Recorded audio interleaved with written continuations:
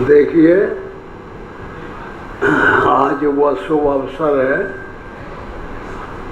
बसंत पंचमी का। बसंत मतलब होता है उत्साह, आनंद का, और पंचमी का मतलब होता है शरीर 5 तत्व से बना। तो हमारे तुम्हारे सबके शरीरों में आज इस बसंत पर्व का उत्साह होना चाहिए, ये उमंग होनी चाहिए परमात्मा की चाह की, परमात्मा की मिलन की, परमात्मा के आनंद की प्राप्ति की। हर आदमी को उमंग होना चाहिए। बसंत बड़े भाग्य मानुष तन पावा, सुर दुर्लभ सद ग्रंथ ही गावा। सुर देवताओं को दुर्लभ है, यहाँ हमारे तुम्हारे आगे समझ में मानव शरीर की कोनो कदर नहीं आए, बेकदर हो गया है। लेकिन देखिए, अंतर जगत सुरलोक में कितनी बड़ी कदर है कि बड़े भाग्य मानुष तन पावा, सुर दुर्लभ सद ग्रंथ ही गावा। जितने धार्मिक ग्रंथ हैं सब ये चिल्ला चिल्ला के कह रहे हैं कि मानव शरीर हमको मिल जाता। इंद्र, कुबेर, वरुण, ये सब देवता हैं, ये हमें तुम्हें कुछ देते हैं, इसलिए ये देव हैं। वो अपनी योनि को अच्छा नहीं मानते मनुष्य योनि से, और तू लोगों के यहाँ मनुष्य योनि की कोई कदर है? सब चिल्ला रहे हैं कि सबसे खराब योनि हम लोगों को मिल गई। मर रहे काम और क्रोध और लोभ और मोह और मद मत्सर घेरे पड़े हुए, ये छोड़ते नहीं लोगों को। जानते हो, जितने दुर्गुण मानव के पास होते हैं वो सब अंदर होते हैं कि बाहर?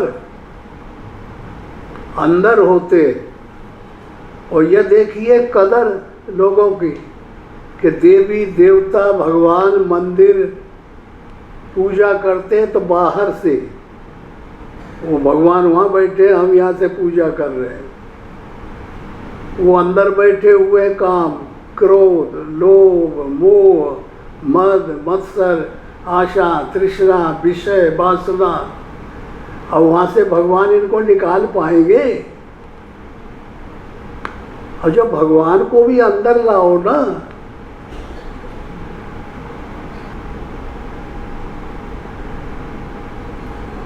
तो जब खराबी हमारे अंदर, हमारे जो परेशान कर रही है हमको, जो हमको दिक्कत दे रही है, जिस कारण से हम भगवान को चाहते हैं, वो कारण है माया। माया के योद्धा कौन है? यही काम, क्रोध, लोभ, मोह, मद, ये सब तो अंदर डेरा धर लिए है, तब निकाले नहीं निकलते। तो हम तुम चिल्ला रहे कि आओ भगवान, इनको मार के निकाल दो। जैसे समुद्र का सेतु बनाना पड़ा इतना बड़ी मेहनत से, और तब जाकर लंका में पहुंचे और फिर युद्ध हुआ। ऐसे ही ये संसार रूपी, संयम रूपी सेतु बना के, और ये हमारे काया रूपी किले में आप अंदर आ जाइए, तब ये दुष्ट छोड़ छोड़ के भागेंगे। वैसे भागने वाले नहीं। दुरुपयोग साधन न करो, सदुपयोग करो, उसको सही करो। गलत क्यों करते हो? मंदिर में हम जाते, भगवान से कहते भगवान अपनी शरण में हमको ले लो। कैसे ले ले? रावण ने इंद्र को अरेस्ट कर लिया, कुबेर को कर लिया, सब देवताओं को करके अरेस्ट कर रखा है। आए कैसे वहां से? और जब रावण मरे तो वो लोग छूटे। तो रावण कब मरेगा? जब भगवान अंदर जाए। रावण को तो राम ही मारेंगे, दूसरे की ताकत नहीं है मारने की। मुँह सकल व्याधि कर मूला, ये शरीर में ललकारे है, गर्जना करता रहता है, मेरे पास इतना धन है, मैं इतना तगड़ा हूँ, मैं इतना, सबको ईगो रहता है ना, वो ईगो अहंकार ही रावण है। तो वो ऐसे नहीं मरेगा कि भगवान को हम मंदिर में बैठा दें और यहाँ से रोड ढोक दें और कहेंगे भगवान ये को मारो जल्दी से और हमको शरण में लो। तो भगवान जब नहीं, अगर ऐसा होता तो भगवान किसके दासे मार लेते? पंचवटी से मार लेते। लेकिन ऐसा नहीं होता, जाना पड़ेगा। तो भगवान को हमें तुम्हें अंदर लाना पड़ेगा।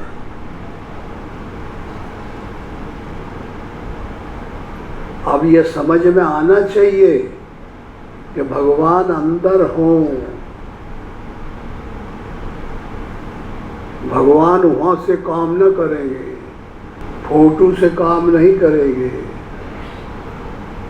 देवी देवता जहाँ स्वर्ग और वैकुंठ से काम नहीं करेंगे। ये तो सब हर स्तर है, उनमें अंदर रहते हैं। परमात्मा को अंदर लाना पड़ेगा।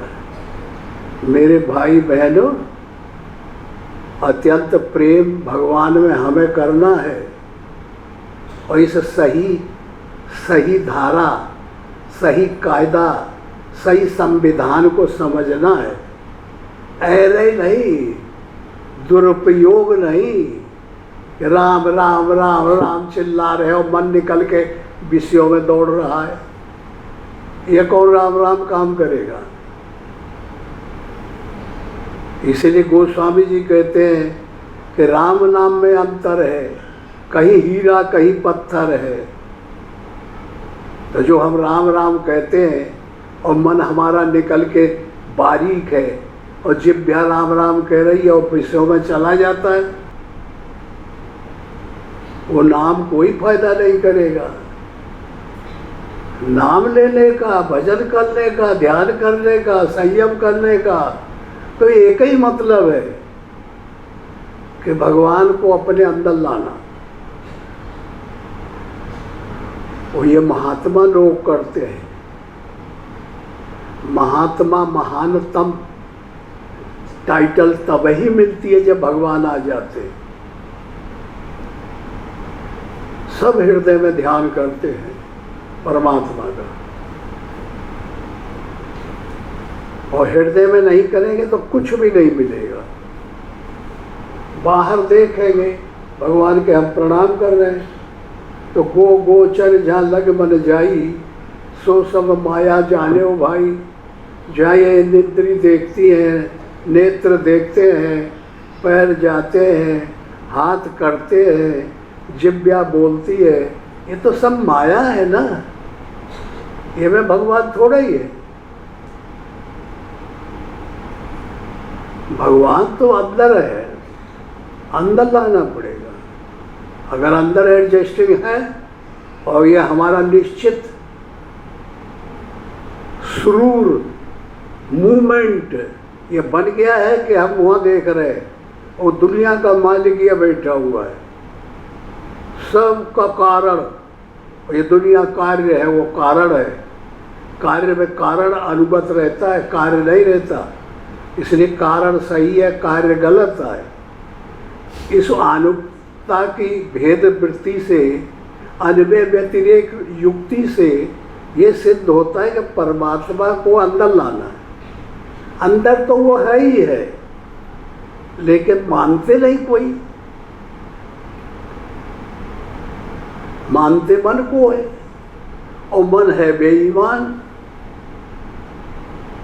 आत्मा ने मन को अपने काम के लिए मुनीम बना लिया, मुनीम से प्रोग्रेस कर दिया, उसका मैनेजर कर दिया, और मैनेजर से उसने अपने आप को बढ़ा करके मालिक बना लिया। और वो दबका है जो एनर्जी देता है, ताकत देता है, और मालिक को है मन, और मन है माया का, कब्जा कर लिया।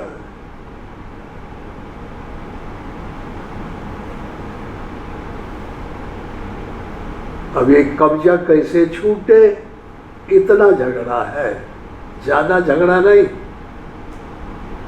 ये मन सही लाइन में इसका कैसे ट्रांसफॉर्म हो, कैसे बदलाव हो, ये सर्प है, ये विषयों में दौड़ता है डसने के लिए, और इस कलह को टालने के लिए परेशान है हर आदमी। जिसके पास धन है वो भी परेशान, जिसके पास पद है वो भी परेशान, जिसके पास कुछ नहीं है वो भी परेशान। परेशानी पैसा से थोड़े जाती है, परेशानी और कोई सामान सामग्री और फ्लैट वगैरह से थोड़े जाती है। ये तो भगवान केवल एक ऐसा तत्व है जो वो इसको खत्म करता है, इस फजीहती को। अब ये बेवकूफ हमारा मन बना है, और इसके स्त्री का नाम क्या है? फजीहती। समझे? तो जहाँ वहाँ से बैठ करता है ताइये की फजीहती होती है। बेवकूफ़ी सब जगह फजीहती होती है ना। तुम अपने को चाहे कंघा लेके कितना तेल लगा के बाहर सूखते रहो, सुंदरता नहीं आएगी। सुंदरता अंदर होती है, बाहर नहीं होती। सुंदरता वो है जो परमात्मा त्रिकालदर्शी, सर्वत्र व्यापक, अकल अनीय अभेद एक रस, वो जिसको गारंटी दे दे, वो जिसको अपना ले, वो जिस पे हाथ धर दे, उसकी जिस पे कृपा हो जाए तो आनंद में वो डूब जाएगा। वो सुख की उसके पास ज़रूरत नहीं, दुख की उसके पास ज़रूरत नहीं, मरने की उसको चिंता नहीं, पैदा होने की फिक्र नहीं, कोई चीज़ का मतलब ही नहीं रह जाता। वो तो ऐसा नशा घोट के चढ़ा देता है कि कभी उतरता ही नहीं, जानता ही नहीं उतरना। उसकी ज़रूरत है ना। अब तुम्हारे पास सांसारिक सामग्री भरी पड़ी है, लेकिन वो कलह अंदर से अशांति खत्म होती है। ये अभिनिवेश क्लेश, मरण भय, कल हमको जाना है, समय समय पर टच कर जाता है। दिन भर तुम कोई काम करो, लेकिन घंटे 2 घंटे के बाद झट टच कर देता है कि संसार में रह नहीं जाना है, कोई आपत्ति आने ही वाली है। व्याधि, स्त्यान, प्रमाद, अविरति, भ्रांति, दर्शन, अलभ, नाना प्रकार के जितने परेशानी है सब आने ही वाली है। समय ताके बैठी हुई है, कोई आज गया, कोई काल गया, जाने वाले हैं। तो इस तरीके से बगैर परमात्मा के गुजर नहीं,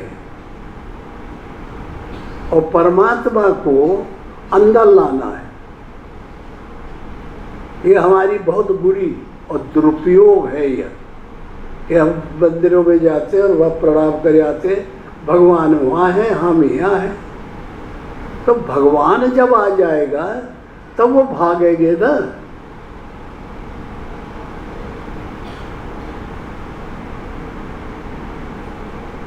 और भगवान तो बैठा हुआ, तो ताली बजा के हंसते हैं सब वहाँ। आवत देखें विषय बिहारी, ते हट दे कपाट उघारी। ये झरोकों में जितने 9 द्वार, 9 द्वारे दे ही पुरन, ये में बैठे हुए जितने यहाँ देवी देवता हैं, वो सब जब विषय की भावना आती है तो सब किवाड़ खोल देते, सब अंदर घुस जाती है और अपना अपना आनंद भोग रहे हैं। इंद्रिय अपना आनंद ले रही है और चीज अपना आनंद ले रहे। ये आनंद आनंद नहीं है, ये तो बनावटी आनंद है। जैसे तुम्हें भूख लगी है और भोजन का बड़ा भारी इच्छा है कि खाने को मिल जाए, अच्छा पदार्थ मिल गया तो तुम्हें बड़ा आनंद आया, खुशी आई। वो आनंद नहीं है, वो काल करके बाधित आनंद है। वो काल अबाधित आनंद नहीं है, काल बाधित आनंद है। तुम अभी जेल में बंद हो और फिर खुशहाली मचा रहे हो, और जेल से बाहर जब निकलो तब खुशहाली बचाओ, तो वो आनंद सबसे छुट्टी हो जाए तो परमात्मा है। परमात्मा मालिकुल है, परमात्मा सबसे बारीक है।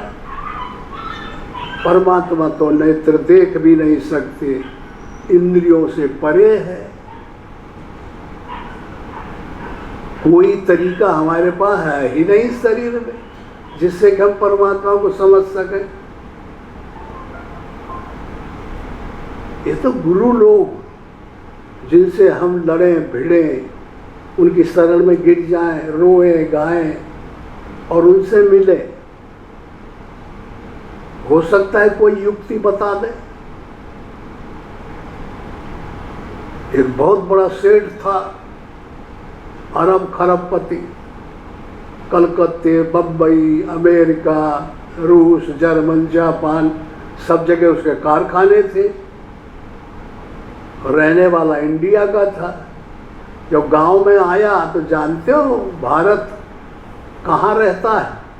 गांव में रहता है। शहर बाजार में तो तुम लोग अमेरिकन हो गए सब। यहाँ पद्धति नहीं है वो तो ठीक गांव में है जो पुरानी पद्धति है।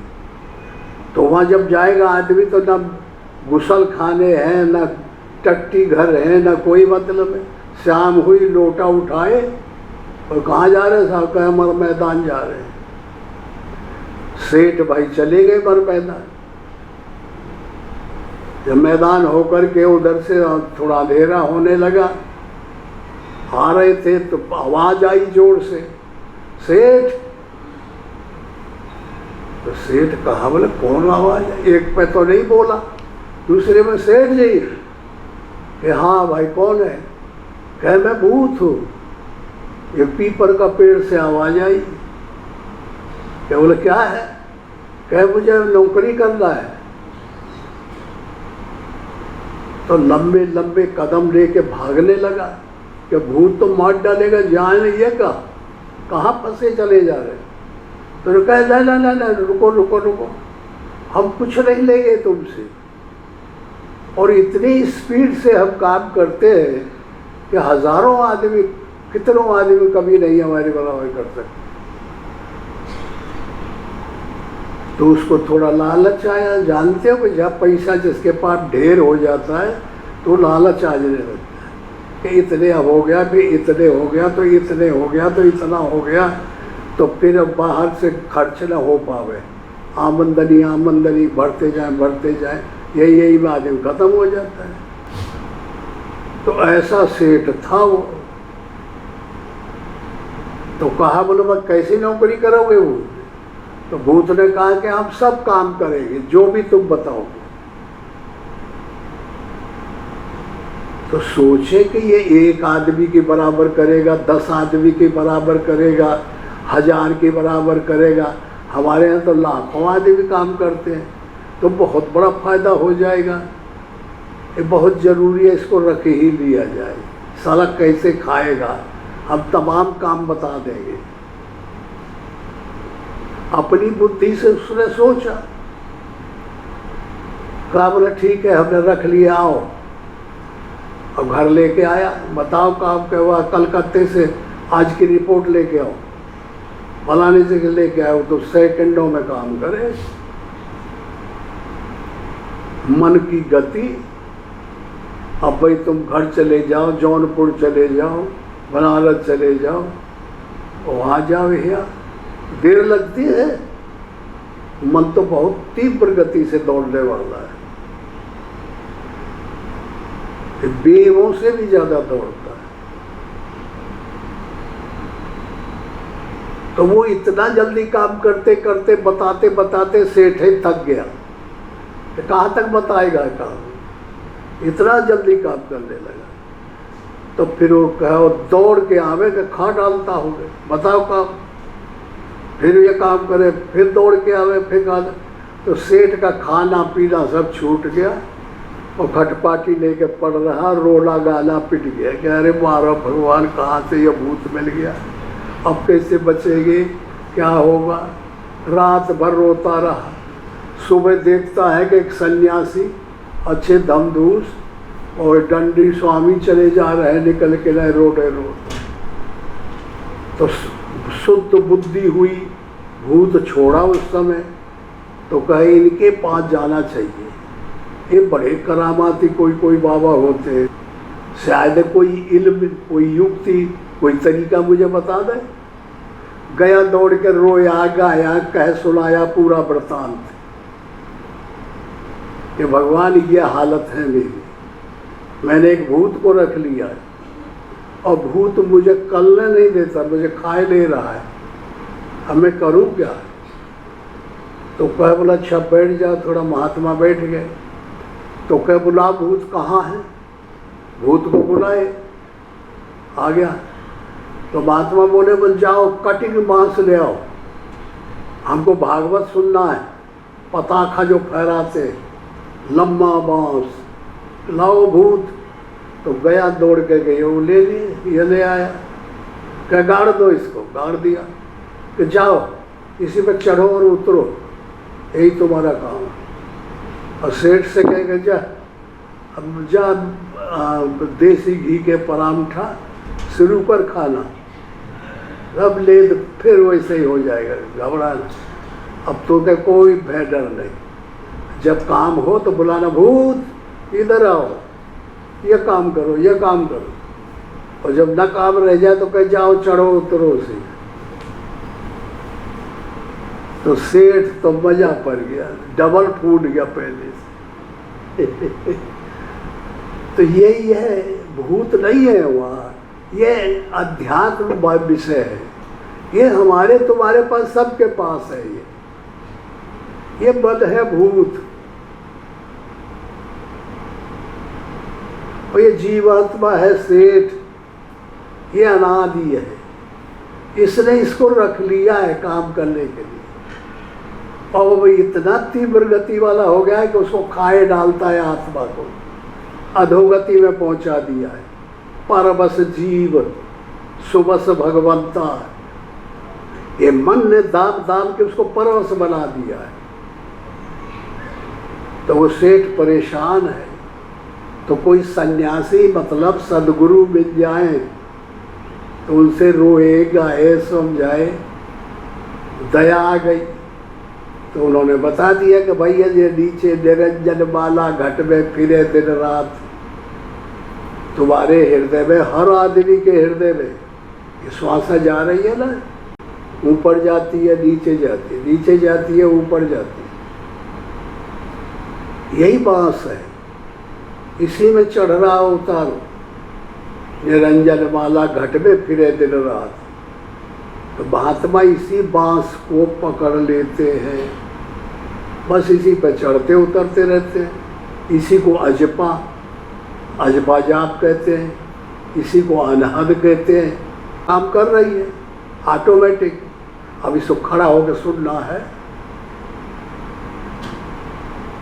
राम राम राम ओम ओम, कोई भी जाप जपो, वो तो अपने आप ही मिला लेना चाहिए अनहद से। और मन को खड़ा कर दो, सुनाओ उसको, तो सुनो रिमिक धिमिक धुन कहाँ से उठ रही है। ये तुम्हारी आत्मा अध्यात्म धुन है, इसमें लीन हो जाओ तो मन थोड़े रह जाएगा, मन तो मर जाएगा जहाँ इसको सुनेगा। जहाँ इसको सुनेगा तहाँ वो तो खत्म हो जाएगा और उसका ट्रांसफॉर्म होकर के गरुड़ बन जाएगा। और जहाँ गरुड़ मन से बना तो विष्णु भगवान आके बैठ जाएंगे। गरुड़ भगवान विष्णु की सवारी है। फिर जो तुम लोग दिन भर दौड़ते हो ना पैसा के पीछे, और पैसा मिलाया नहीं मिलता, वो भी पैसा तुम्हारे पास दौड़ा चलाएगा। ऐसे लक्ष्मी भागी चली आएगी, कहाँ जाएगी? अपने पति के पास जाएगी ना, विष्णु के पास, और विष्णु तो तुम्हारे हृदय में बैठ गया।